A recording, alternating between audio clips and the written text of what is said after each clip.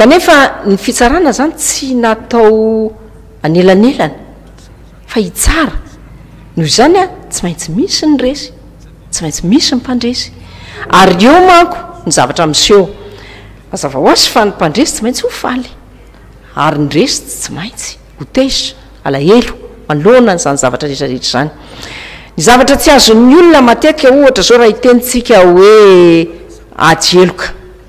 ny ajeloka manko mba fahana ny olona milaza hoe tena meloka izy dia hoe feno a ireo fepetra ilazana fa nanao ny fantsikan-dalàna izy inony izay misy ny atao hoe élément moral misy ny atao hoe élément matériel ary misy ny atao hoe élément légal reo telo reo tsy maintsy feno ny élément légal dia hoe misy ny lalàna izay milaza fa tsy azo atao io zavatra natao io zay le izy zany ny élément matériel dia le hoe le zava-nisy mihitsy ahafahana milaza fa tena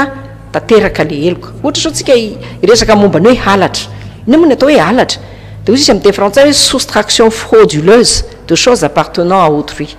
fangalarana zavatr'olona zay tsy anao zay le izy fakana zavatr'olona zay tsy anao amin'ny fomba misafelika zany zay le raha tiaka tsotsotra le izy ao anatin'izay koa ny élément moral hoe tena nieritreritra mihitsy ve le olona raha nanao an'iny acte iny a fa tena zay hoe tena anao halatra na tena amon'olona ohatra zao amon'olona angamba tena tsotsotra kely hoe amon'olona dia misy tena efa fahavononana mihitsy zao le volonté mihitsiny a amon'olona zay misy anefa n'le cas zao ohatra hoe tsy zay le izy fa nikapoka n'le olona izy satria tezitra ny ady a dia tany amin'ny